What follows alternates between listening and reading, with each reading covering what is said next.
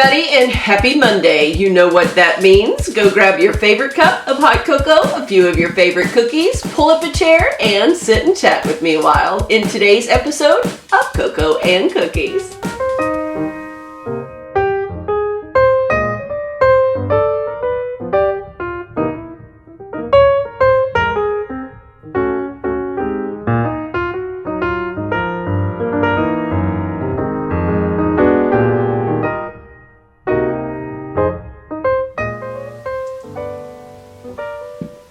Happy Monday to all of you guys. How was your weekend?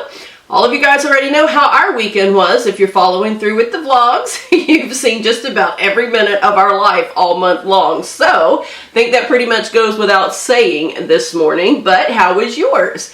Anything fun and exciting happening? I know that several of you have been heading out to some pumpkin patches and fall festivities, which looks so fun. Always a fun time of year, this time is. Mug I have today is Eat the Cookies, Buy the Shoes. This was actually a book that was written by Joyce Meyer several years back, and a friend of mine bought me this mug when she saw it because of the shoes, and she knew how much I would love that, and I absolutely do. Sometimes you just have to eat a cookie and buy a pair of shoes, you guys. Makes us feel so much better.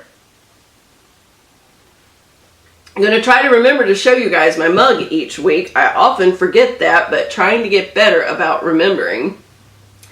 So, today's topic of conversation, just going to have to address the big fat elephant in the room.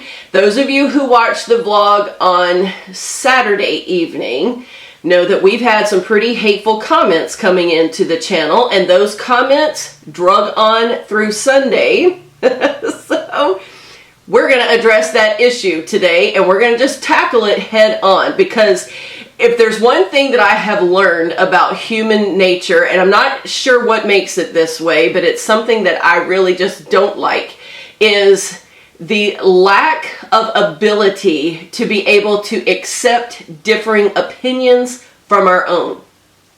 What I mean by that is, and very often we see it, no matter what the subject matter is, no matter what life habit it may be, or anything like that, whether it's politics, religion, your philosophy on life in general, things that you may think are valuable as far as something you would spend money on versus things you would never purchase and spend money on. Anytime there is a differing of opinions, it seems that people go into attack mode, vicious attack mode, when opinions differ from their own. And I'm going to throw that out there today, and let's talk about it, because I think that that's something that needs to change. Oh my goodness. You know, it really is absolutely possible and definitely okay to still love people and get along with people even when they have a different viewpoint than you. No matter what the subject is. No matter what the subject is, it absolutely is possible to agree to disagree with people and still maintain a loving, kind attitude. And that's what I'm going to throw out there today. And I'm just going to be open and real and honest. And I know this is probably going to open me up for even more vicious comments and attacks. And so be it. I have already blocked several off of the channel this weekend, and I have no problem blocking more. You guys know that already. I know there are a lot of YouTubers who like to boast in the fact that, oh, I don't remove negative comments and I don't block people. They're free to say what they want, and that's fine and dandy. Here is an issue where I happen to disagree with that. And it's okay to each their own, but I do remove hateful, vicious comments, and I do block people who have a habit of doing that, because this is my channel, and it is my hopes and my goal to put out positive content that can actually add value to your lives in some way, whatever that is. And if I feel like there is a lot of negativity that's happening down in the comment section, and especially if it is coming from the same person over and over again. No, I don't have any need for that on this channel, and don't feel like any of you guys should be subjected to it either. It's not because I can't handle it. It's not because I'm afraid of it. It's simply because it is absolutely unnecessary. I don't believe, and I'm trying to think back, I don't think that I have met any of you guys yet face to face. And I want to make sure that I'm speaking correctly there, but I don't believe that I have met any of you guys face to face. You don't know me, and I don't know you. And so we are trying to get to know each other the best that we can through a means that sometimes can be personal, but sometimes it can be very impersonal. And since I don't know you, and when you come on this channel spouting a bunch of negative, critical, hateful words, you're getting deleted and you're getting blocked, because I don't have to put up with that, and neither do the people who are faithful to this channel. It's an unnecessary part of life.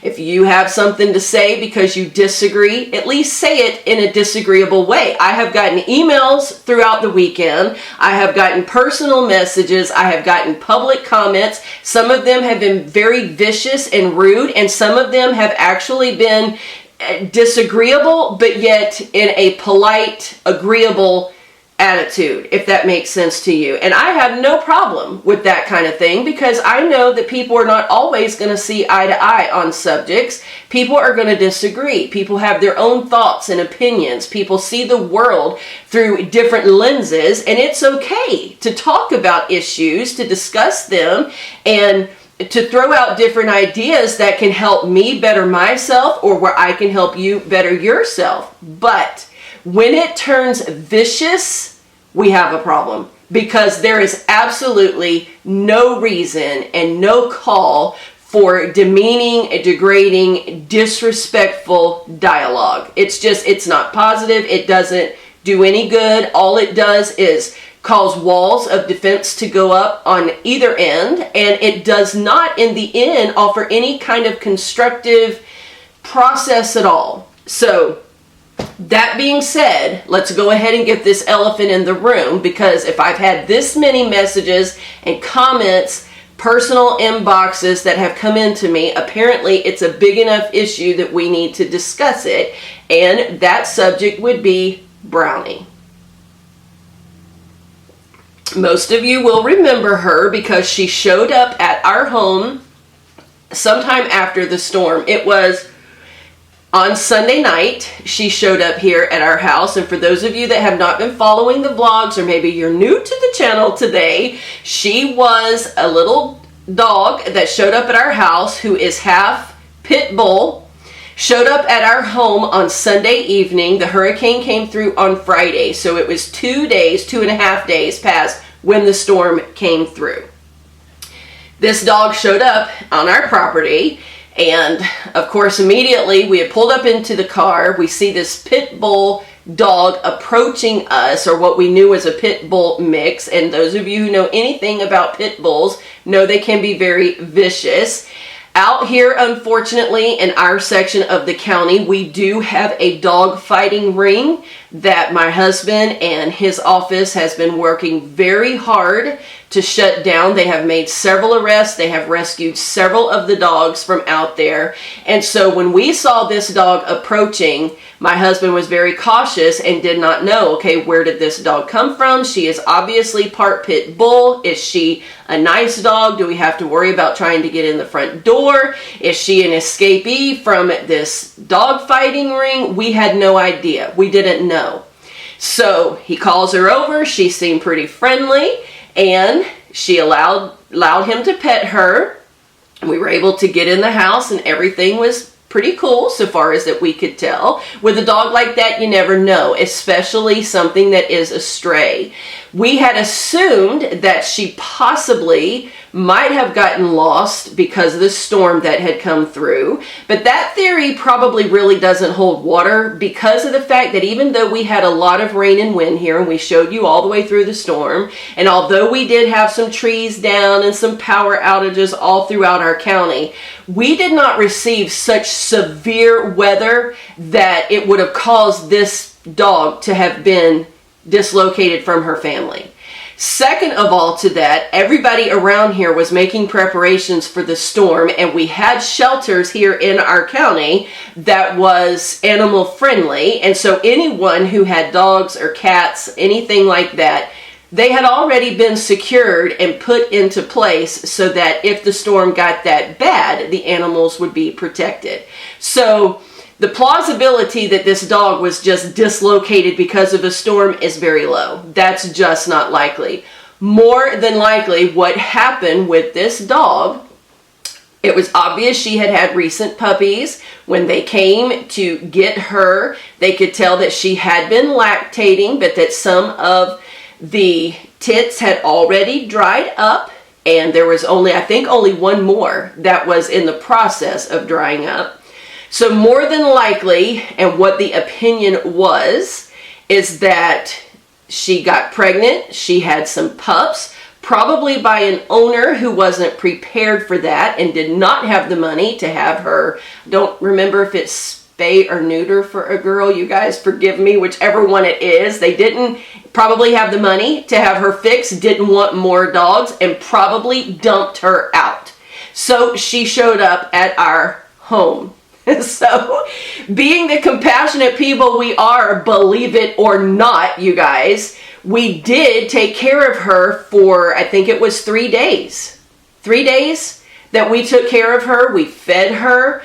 My son was out there playing with her, so was my husband, you know. We talked about the idea of if nobody comes forward that is looking for her, and we kept a watch on that to see, okay, she's a pretty dog. She seems to be a friendly dog. Probably from somewhat of a decent home, so we figured just by her demeanor, you know, maybe somebody's going to come forward looking for this dog. We checked every avenue that we could. Nothing had turned up. We were not going to advertise that as far as a pit bull mix, because since my husband is the head of law enforcement in this section of our county, he knew full well that someone would come forward to claim that dog that really was not the owner of that dog, to get her for the purpose of that dog fighting ring, because she was the prime candidate for a dog fighting dog. So in the best interest of her, we chose not to advertise that we had her for that purpose. And we're waiting to see, is an owner going to come forward? There were no tags. So whoever owned her obviously didn't care enough to get her back that they would even have tags on her. Because, listen, you guys, those of you that have sent the criticisms in and been so vicious to us over our decision with this dog, let me just go ahead and tell you, if you are a pet owner, get tags on your animals. Because if you love the animals as much as you say you do, and you want the animal to be able to find its way home, get a tag. There were no tags on her, nothing. We contemplated the idea back and forth, you know, should we keep her, should we not keep her? The laws around here are that animals have to be immunized, and since we didn't know her, didn't know where she was from, that was going to require a visit to the vet to get some shots for this dog. And it was also going to require us to have to pay to get her fixed so that there would be no more puppies. Some of you guys have asked us in the past about pets, and I've been very open and honest with you. You have seen the vlogs throughout the last year. You know how extremely busy our family is and how many days we spend away from home. It would not be conducive for our family to have a pet. It would not be fair to the pet, because we are gone so many days out of a month that it just would not be fair to an animal to have one here. So, all things weighed and considered, we knew we could not keep her. And I know we've gotten the comments in that you see Dollar Tree hauls, and how dare we say that we can't afford to have a dog get its shots because we spend money on useless stuff we don't even need. You don't know us. And you don't know if the stuff that I show you in a haul is a viable need or if it is not. You are making an assumption. And even if the products are not something that we need, it is still, bottom line, our choice.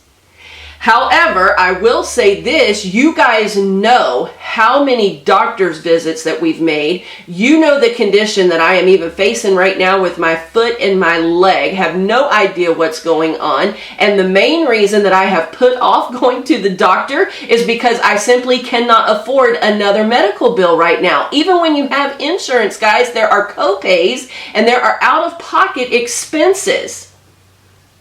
That being said, when there are still issues here in our home and things that we have to do here for our physical bodies, for sinus infections that are going on and different things around our home, no, we could not justify putting out money on an animal when there are humans living here that need that medical attention first and foremost. And I know a lot of you are going to disagree with that, and that's fine. You have a right to. I had someone tell me that they actually love animals better than people because animals don't hurt people.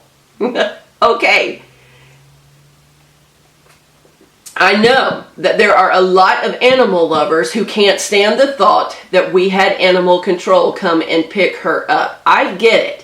My son, the night before they were coming to get her, said, "Mom, I can't even think about going to sleep tonight because I feel so bad that if they don't find an owner, they're probably going to put her down."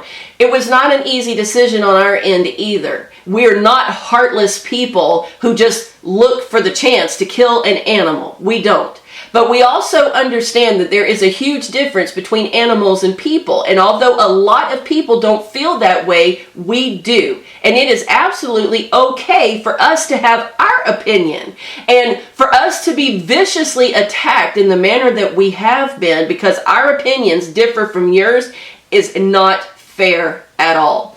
If you guys had a stray show up and you have the hundreds of dollars that it takes, my husband called the vets. How much is it going to cost us to do what we need to do to be able to keep this dog? The amount was way too much for us to be able to even consider. We don't have it. We could not even consider doing it. Some of you may have that, and if that's how you choose to spend your resources, then that is absolutely fine. We don't choose to spend any kind of resource we have in that way because there are more pressing needs. No, we do not have a no-kill shelter. I've had someone even email me a link to one that they thought was a no-kill shelter because they advertised that way. We live here. We've done the research. We know. And we also know that this shelter that claims to be no-kill really is not a no-kill shelter. No option that we had would have gotten this dog to a safer place than the actions that we already took. Unfortunately, that's just where we live. So it would have been to keep the dog and to try our best to find an owner for the dog in the midst of our own chaos, or to turn it over to animal control, who does their very best to advertise. They put it on their Facebook pages. They show these animals. They do their best to find the original owners or to find an adoptee. At the end of it, when it's all said and done, do they sometimes put the dogs down? Yes, they have to. Because if nobody is willing to come forward, and not a lot of people will for a pit bull mix. Let me just throw that out there. Because the potential for danger to a small child in a family, or even the potential of danger to an adult with a pit bull mix, is high. And I know people don't like to think about that, and people like to say it's how you treat them. That's not always true. So it is a risky thing. They do their best to try to find placement for the animal. Now let's talk about the way they put them down, because one of the criticisms that came at me was that it is a heartless, merciless act of a gassing that I guess they feel causes these animals to choke and cough, and that it's inhumane. That's absolutely not true. Now, I can't speak for every animal control shelter around the nation, but I can speak for ours because my husband was the supervisor of this department for quite a while. We know the in and outs, the workings of it quite well.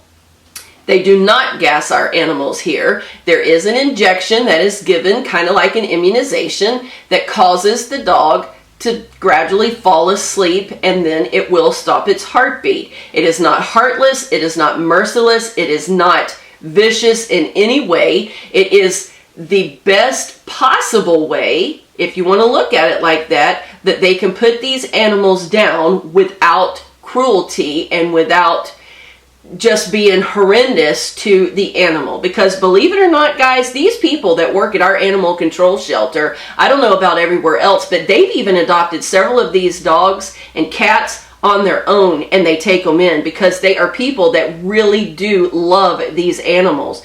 But the bottom line of it is, guys, if there's not an owner that can take a dog or a cat or any other kind of animal, they cannot just be free roaming, and they can't just be strays out there living on the street, no matter how many of you think they should be able to.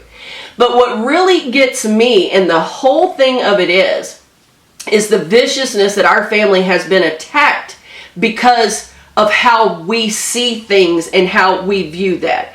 If you think every animal should be allowed to live, and you think every animal should come and reside, and I know there are probably some of you that have 10 or 15 animals, and you'd have 20 or 30 if you could. That's fine for you. If that is the choice that you are making with your life, and that is what you love to do, then we support you in that. Absolutely. We don't criticize you or condemn you in any way. And that is, we expect the same kind of consideration towards us because we choose not to have an animal, and because we chose not to take in and bring a financial burden onto our family who is already up under enough stress and strain as it is. And we should be respected for that decision as well, whether you agree with it or whether you don't. I don't understand this thought that people have to think exactly like me or I can't like them.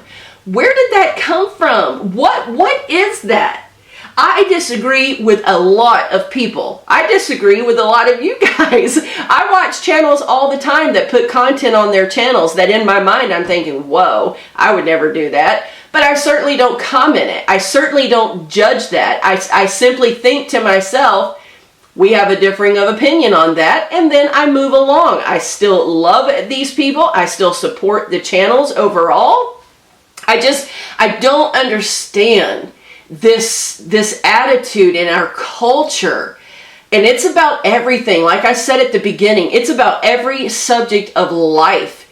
People feel that they must hate someone else who has a differing point of view. I just don't understand it. I really just don't. So whether you guys agreed with our decision or not concerning Brownie, whether you guys think we should have kept her, whether you guys think that our spending money, and I know part of what it was because the same day that we had shown you the dog, I think it was the last day she was here, and we mentioned about not keeping her, you also saw in the same vlog that we had gone out to eat at Taco Bell, which cost us, I don't know, about $22, I guess, for our family of 4 to eat.